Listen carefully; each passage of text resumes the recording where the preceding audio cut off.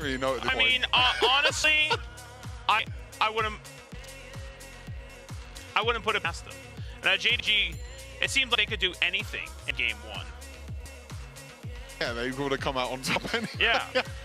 They'll flex whatever they want. It's like, all right, I mean, Immortals didn't put up that much of a fight. You know, let's show us what you got, bro. You know what the ultimate flex would be? What's that? A emo. Oh my goodness. Hold up. That would be the ultimate flex. Yeah, we're talking about BM, if we're talking about flex, that's the ultimate flex. But Immortals, they're going to go back to the Jace. Again, like the desk was saying as well, it feels like Immortals were just going for a lot more comfort picks that they've been playing a lot for the WNS. But the problem is that I feel like the meta has changed. I think the desk said it as well, you know, there are a few old picks. There are a few picks that maybe worked maybe a few patches ago. Then on this new patch with the nerfs that have come through for Jace, and we're not seeing a lot of Jace jungle. But maybe there might be a switch up now. Maybe this might be starting some Jace, which we have seen quite a lot as well. Potentially.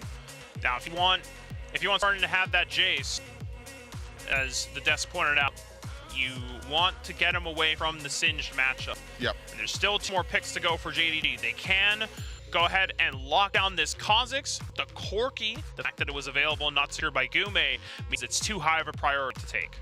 Yeah, Corki's been played by JDG 3 times already in the playing stage, so no surprise they're going to pick up. And the set as well, the aggressive set, most likely in the hands of Doki, can go in the hands of Lemon as well. But we're seeing a lot more support set nowadays in terms of like a full tank, just that aggressive play in a Morgana as well. So Immortals switches things up, but same with JDG as well. But I think with JDG, again, they have a scaling comp, they have the Corki in the center. Yeah, I mean, the big thing for Gume is JDG already recognizing and respecting his ability to pull out games on something like a Lucian, one of the few marksmen that we had in the WNS that was going to it. I think the only other NA80 carry or Dragon Laner is Jerboa that would be bold enough to like take a marksman like that early on. So Immortals, they're going back, they're putting Gume more than likely on this Morgana so he can be an AP carry, which then, in theory, against something like a Senna set, should have the wave clear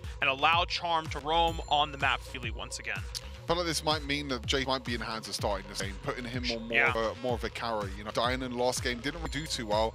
The thing is, though, is that Immortals are still banning out the Singed. I feel like JDG are not going to pick Singed. You already have the Corki, which will most likely go into the mid lane. You have Senna in the bot lane as well, which means that, like, is there really any point of banning out the Singed? Well, I like the Kha'Zix ban. Yeah, I think it's respecting the potential flex from Set instead of sending it with the Senna in the support role. That maybe it could have gone to Lemon. We haven't seen Set Baron lane in quite some time, but had they not banned the Singed, they didn't want to run into the option of, oh, Corki Senna bottom instead, and then boom, Singed is thrown mid, and you can no longer get the Jace. There's potential. I mean, I think if you go like Corki Senna, you're going for like a more supportive Senna style. Like Senna likes to have like that frontline tank by her side as well. So it's just making sure that there's they just no don't option. Go into, exactly, they just don't want to deal with the possibility of Singed, and this allows them to secure that starting can get this Jace for an ideal matchup here. It's going to be a Varus for good. So this could potentially be Morgana support as well. Could potentially be Morgana support. Tom has played it once in the WNS as well. Morgana support and Gragas Baron, or Morgana jungle and Gragas support. Those are the 2 possibilities we're looking at. Technically, I know starting has been putting in games on Gragas mid as well. We haven't seen that much Gragas mid in this tournament, but I know leading up a lot of the regional tournaments like the WCK, like the WRL, we're playing a lot of the Gragas mid as an answer to a lot of the more aggressive mid laners at the time. Again, it's all flexibility again for Immortals. I feel like they did this in the previous draft as well, but sometimes I feel like they can just get a little bit too dizzy at times. I mean, I feel like it happened in the previous game where Immortals had all these flex picks and then they have to decide on the spot as well. And you look at the comment, wow, that's an instant lock on Renekton. So Renekton, Baron lane, starting mid lane potentially, which means it's going to be Gragas support. Yeah, Gragas support Morgana jungle for Lemont. So the big thing that I'm looking at now for JDG, they were holding on to the skilling composition, this main core of Senna, Corki, and Set. not revealing the rest of the cards of which direction they were going to go. If they were going to also give scaling elements to both Lemon and Do, or if they're going to go for more aggressive options. Riven, a great scaling character, but can scrap early conditionally.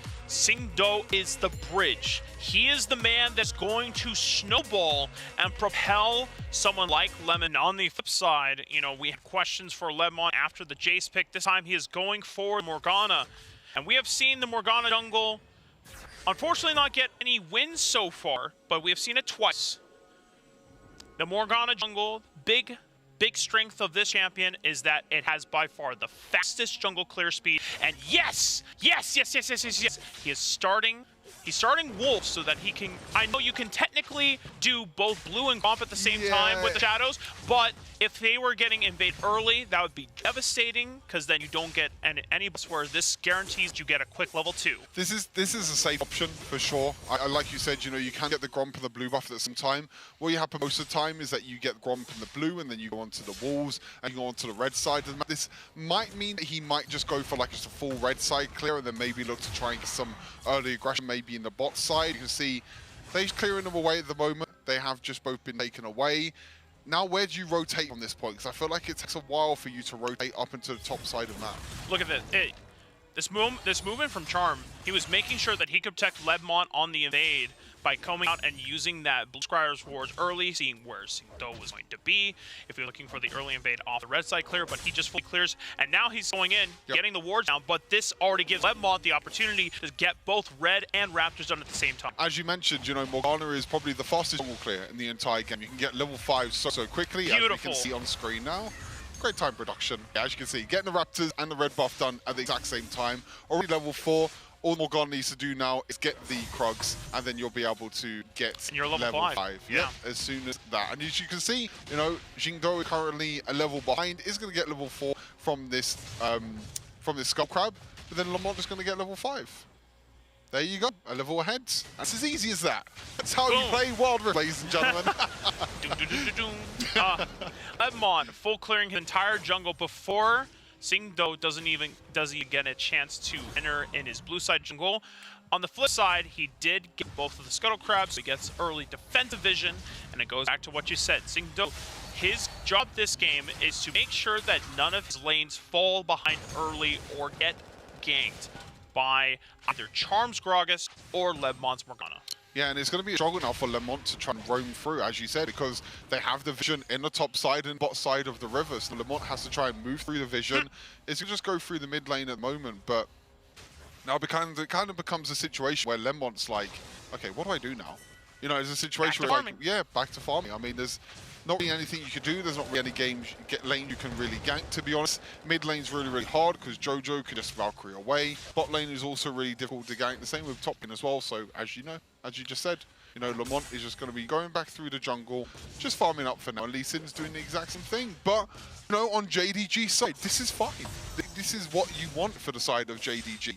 You just want it to be a stable early game, so the Riven can outscale the Renekton, the Sen can outscale the Varus, the Corki could potentially outscale the Jace at the same time.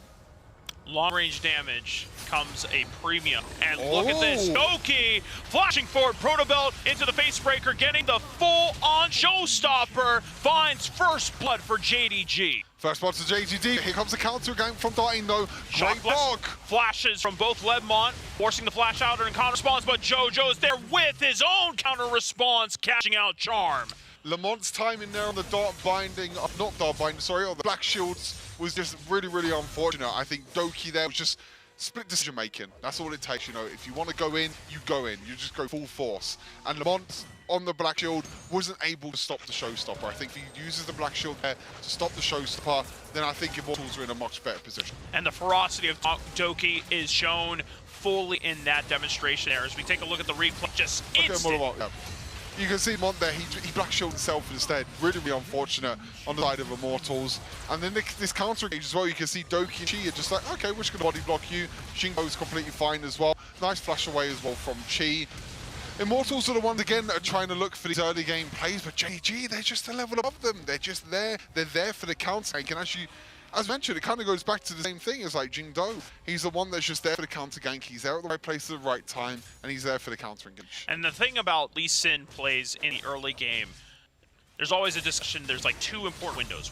It's either one, the level 2, level 3 window, where super early on, under 1:30 before Soto Crab comes out, or when you're level 5, when you can get the Dragon's Rage and how well it can be executed. And that time, you didn't even need the Dragon Rage for a pick. It was just used to disengage the fight and ensure that no one from JDG fell. Even did like a little flashy play as well. He's going to look towards the Baron now, and Zello's in a lot of trouble. Damn. Zello forced to flash out, as Lemon had threatened him with the Blade of the Exile into the Wind Slash. Now it's pressure. Kill him. Lemon could just kill him. Wow, Zello's playing with fire. He just walks up, uses his ultimate in the end, but fights will cross the map. Another showstopper. Down goes Lemon, starting his left to himself in a 1v3 isolated. Dragon still being tamed up here by the rest of JDG, and because there's no jungler, Immortal cannot threaten to steal. That means that JDG, they're going to get the Rift Herald, and they're getting everything. They're going to take the Dragon as well. They're so good, man. And now they're going to just look towards the first Dragon game. And again, this is JDG. The rotations around the map, being at the right place at the right time. And you know what? We don't even need the Rift Herald. Wait a minute. Body Slam, explosive cast, a lot of damage, but Toki. Rift Herald? Good mechanics. Haymaker Flush gets him out, but not Dark Binding. A Chain of Corruptions lands right on top. That is an answer from Immortals onto JoJo. Nice engage there by Immortals, making full use of a really good explosive card by Charm as well, clearing out the minion wave, making sure that JDG can't get the first tower of the game. Quite surprised that Gino didn't just drop the tower there to get even more of an advantage, but he's saving it for now. He feels that maybe his team could just get bot lane tower instead. He maybe use that towards the mid lane. Oh man, dude.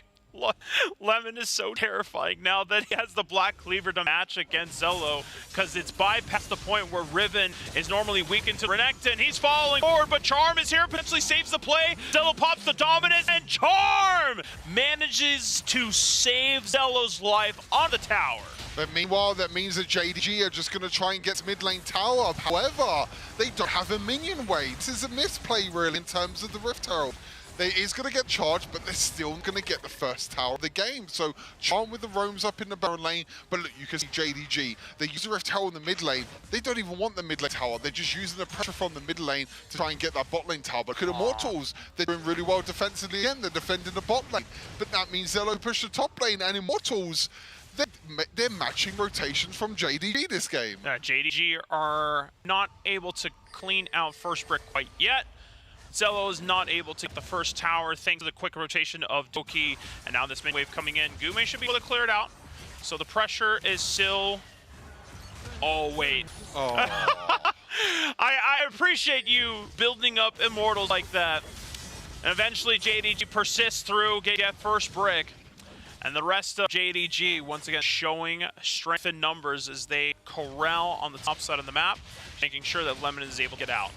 It's just Senna doing Senna things, really, isn't it? It's just long like range, baby. Up, yeah, long range. I'll also attack the tower, be completely fine, but that just goes back down to the Rift Herald, and that means that the bot lane as well, they still have the tower as well to be able to get in the bot lane. Starting is doing well, pushing up the tower in the bot lane, and now Immortals are the one that can try and look in the bot lane, but look, again, JDG, they're here to defend, they're just everywhere. I feel like they're just everywhere on the map, all the time, JG. You know, every time Immortals are trying to look for a play, JDG is like, okay, we're going to match that. Doki's actually going in. Facebreaker, but Black comes out, showstopper right onto Charm, falls up from the Dawning Shadow from Chip from downtown. Oh. The rest of the Immortals are able to get out. Doki almost is taken down in the aftermath. The Immortals don't manage to find a response.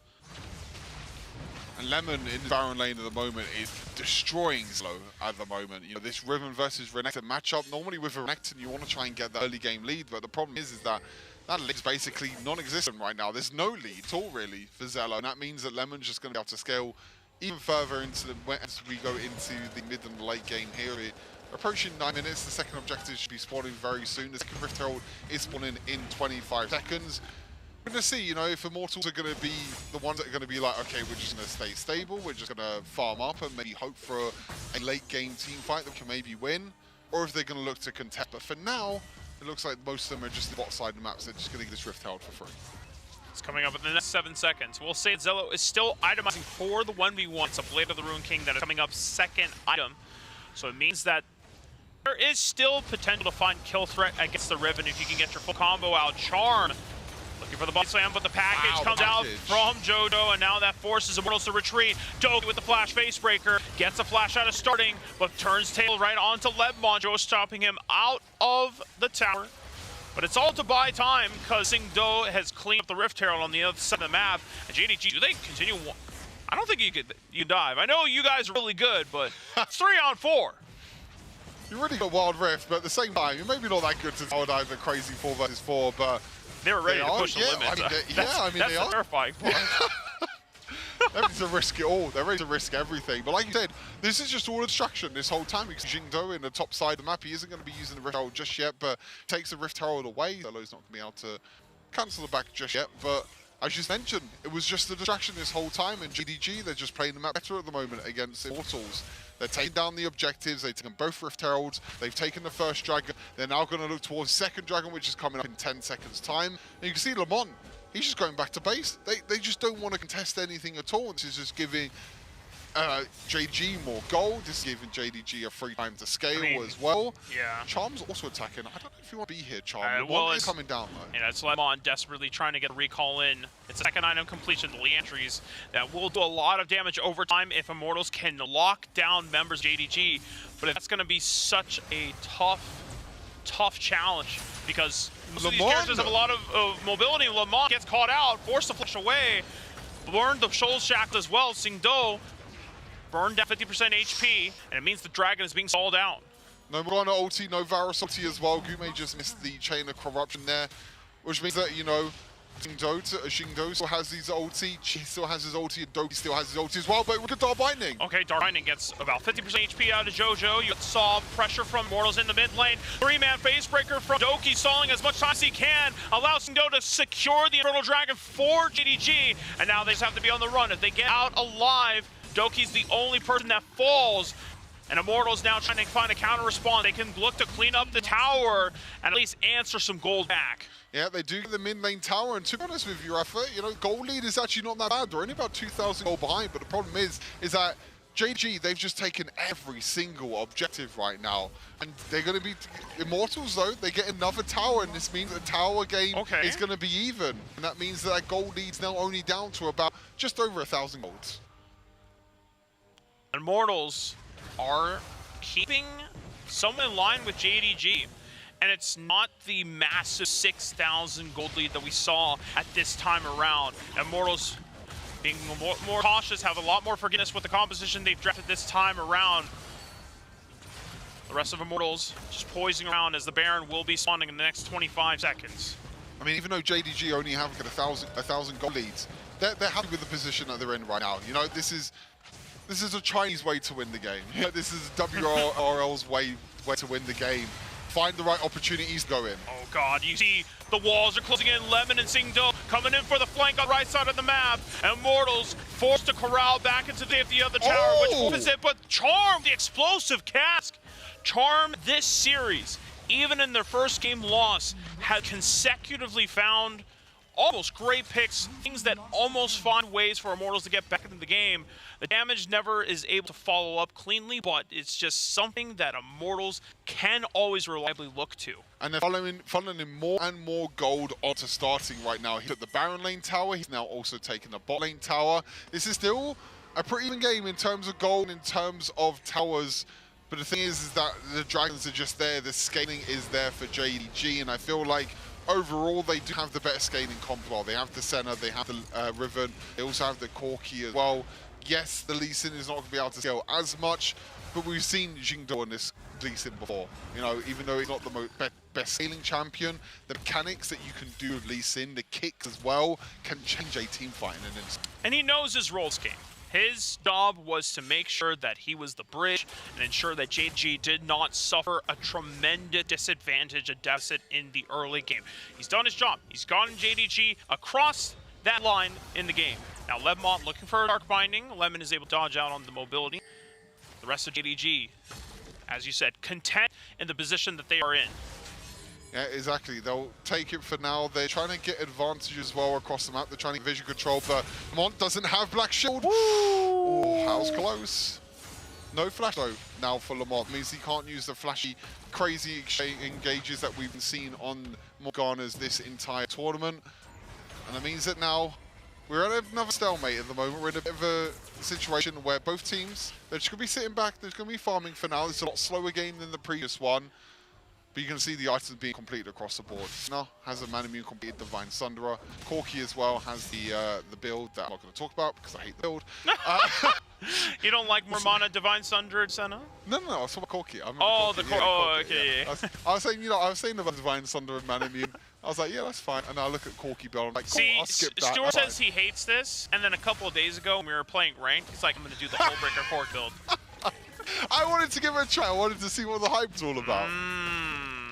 But I'm still not too sure. Keeping you on your toes, Yep. yeah, Stuart. I mean, these players, that's why these players are here, and I'm standing right here, and they're on stage. Damn, it's true. I guess I'm missing out on something. About 15.5 minutes to the game here. JDG clearly waiting on the Elder Dragon to spawn, which will be coming in the next minute, maybe less. Immortals making sure that they don't suffer too many losses. They are down 3,000 gold, but Immortals are willing to take their chances for that potentially last fight of the game.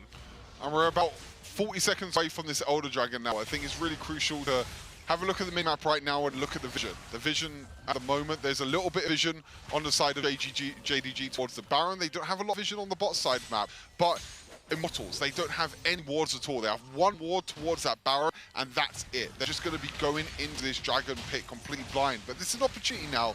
Obviously, they don't know because they don't have vision, but JDG are not in the river. 15 seconds until this Elder Dragon. This is make or break for both of these teams. That's what JoJo's doing as well. Right before the Dragon spawns, gets a quick shove in, which forces starting to come to the Dragon. He doesn't have teleport, so he's going to have to take the long walk towards the Dragon pit and get himself set up just to make sure that this wave doesn't cause pressure. Again, the vision, there's no vision on the Elder Dragon at all at the moment for Immortals. They've just got very, very defensive wards in their own jungle. You can see that JDG, what they're doing, they're pushing up the waves. They're making sure that there's a little bit of pressure, but now Immortals, they feel confident walking forward. But Xingdo in the bot side, they're playing. Dude, they're so scared. Even when they have all 5 members here, they don't know where any of the members of JDG are. And the package couldn't have come up for a better time for JDG. Immortals have to find a... Oh, let's pick on the Doki, but he is a tanky set. He's not going down to just the Chain of Corruptions pick. But again, look at Lemon. Lemon's pushing in the bot wave. They're pushing in the mid lane as well. They're making sure that Immortals have no way in. Now it's all down to this Elder Dragon. It's all down to this moment. Keep an eye on the junglers. Keep an eye on Doki. Doki frontlining for it. Also watch JoJo to see if he uses the package to dive in and create space, or if he uses it to engage onto the pick. Doki in the front line, so the Haymaker. Okay, Immortals now have a first advantage, but the package is huge. Lemon separating the members of JDG from the back line. He finds the rocket onto Immortals, and now they're fighting backwards. Zello take them as much as they can, but it's the flash from Lemon that finds the broken wings knockup. Not even starting can survive the engage. Is forced to retreat, and JDG have all members they need to secure the Elder Dragon. Doki goes a little bit too forward. If you take a look back at the Coca-Cola pop-off, we see Doki here. He tries to go for engage, he tries to flash in, he tries to go for miracle play. He does well, but he can't get the ultimate off of the dark lane afterwards. But look at Lemon on the sideline. He's the one with the flag. He's the one with all the damage. The package straight in afterwards as well. And it's just full aggression from JDG. They have the scaling, they have the center, they have the Riven, they have the Corki scale up as well. And that flash forward into knock up as well was absolutely huge from Lemon. And when Lemon can fully face tank in the aftermath of Doki's engage, it gives all the space to JoJo and Chit on the back line to free fire into the waiting arms of Immortals, where they can't do anything about it. They can't find ways to disrupt the back line. They have to deal with the Riven on the front. Yeah, look at JoJo. Yeah, look at the Corki damage. Absolutely disgusting. 7,200 damage. That package. Yeah, it's the package. I mean, mentioned it just before as well. You know, it's all on JoJo to keep an eye on the package. And Immortals. Oh, they were trying to go for Hail Mary. Respect to them, but JDG will quell any Hail Mary attempts from the North American representative. We'll say thank you for the Baron Leash. We'll take it from here now. The rest of the Immortals are now on run, but Jet is just running down the rest of Immortals, starting Gume, the only member to survive, but a Baron being gifted graciously over to JDG, taking it in full stride and marching down towards the nexus of Immortals. Like you said, Immortals tried to go for a miracle play. Respect to them. They tried to go for a little bit of miracle play, but JDG, they're one step ahead every single time. They're trying to make plays. They're trying to go for engages, but JDG, they're the ones that are on top. Arguably a closer game for the first 14 minutes, but by the time they got to the final objective, JDG struck with ferocity and striking fear into the hearts of everyone. This is the WRL second team showing up and showing why they are a tournament favorite and they are a force to be reckoned with. Beautiful, beautiful performance by JDG again, showing why China are the strongest region and why JDG are one of the favorites, as you mentioned, coming into this tournament. And for Immortals, it was a better second game. It was a lot better second game for Immortals, but you're up against a beast like JDG. I think coming into it, it's really hard to kind of predict against JDG coming into this, you know, with how strong they were in the play-ins as well, and they're on free flow at the moment. That's all of those critical spells, all of that critical damage dumped into somebody who can ultimately retreat or whose death won't impact the result of the team fight. And Immortals had some really bad target calling around that. You highlighted the Chains of Corruption being burnt in the middle of the map. It doesn't matter if you landed Dark Binding. It is a set. You are not going to burn through his AP. Yeah, and the best threat on the side of JDG, of course, is usually you say Shindo, Shindo, Shindo all the time, but this time I wrote it was JoJo here on this Corgi that was dealing massive amount of damage. By the way, what a package. The massive package at the end of that fight where he was in the middle of every one of Immortals, just went straight to it, Valkyrie into a better position, and imagine he lived scot-free. One more time, if we can go back one graphic and take a look at the damage charts from both squads, Immortals dished out more damage. But again, didn't lead to any kills because of the fact that it kept hitting this target that wanted to soak the damage. Yeah. You're farming damage onto the set. The number looks real good. I see this all the time in solo queue games. People are like hitting the set. They're like, I had highest damage in the game. Yeah, but it didn't mean anything. It's poke comp. Yeah, and exactly. I think the other thing, like you were talking about, this is a poke comp, and we did not see a whole lot of IMT actually getting access to the targets you want to poke out. For this poke position to be successful for IMT, that means they're stunning, they're rooting, they're doing damage to the players in the back lines that are going to retreat if they take damage. If they catch out the Lee Sin, they don't even need to kill. Just do a decent amount of damage, make it so that he can't step forward in the team fight and finish kills, and we didn't see that once during the mid or late game team fights, and that is why IMT lost, just because of that positioning, because of that access to the key JDG targets. One thing that I want to take away, though, from this game, especially game number 2, is the fact that IMT did a good job stabilizing the gold. At the Elder Drake, it was a 2k gold deficit. It's just unfortunately, the game state, the composition is much better for JDG's side at that time. I think a lot of the stuff IMT did to slow down the game was genuinely very good. The problem is just that JDG were okay with it.